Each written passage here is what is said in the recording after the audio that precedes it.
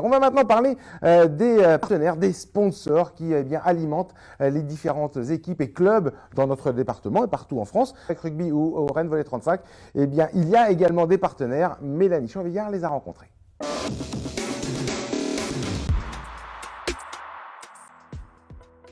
En Ille-et-Vilaine, que ce soit dans le foot, le hand, le basket, le rugby ou le volley, une vingtaine d'équipes évoluent en professionnel ou à haut niveau amateur. Pour tous ces clubs, chercher des partenaires est essentiel pour boucler des budgets toujours plus élevés. Subventions publiques, billetterie, partenaires privés, forment un tout.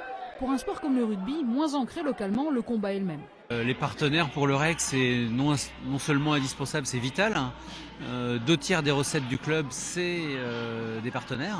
C'est le partenariat privé avec les entreprises. Donc oui, sans les partenaires, le club au haut niveau n'existe pas, ça c'est sûr.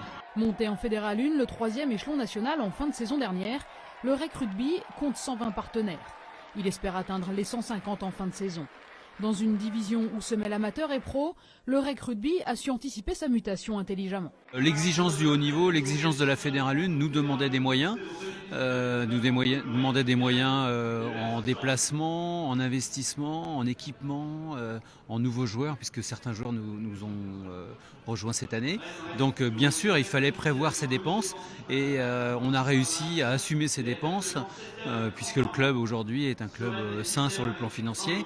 On a réussi à assumer ces dépenses par la venue de nouveaux partenaires et bien sûr par les anciens qui ont contribué un petit peu plus pour cette montée. Pour attirer des partenaires, le rugby compte sur ses valeurs. Lorsqu'une entreprise décide de s'associer à un sport, un club, l'image de celui-ci doit coller à celle de l'entreprise. Le choix est donc primordial. Je pense que c'est des valeurs communes que nous partageons entre le Crédit Agricole et puis le rugby, à savoir des valeurs de courage, des valeurs également de partage, de solidarité. Donc c'est des valeurs qui nous parlent, nous en tant qu'entreprise, et puis qui parlent également au REC.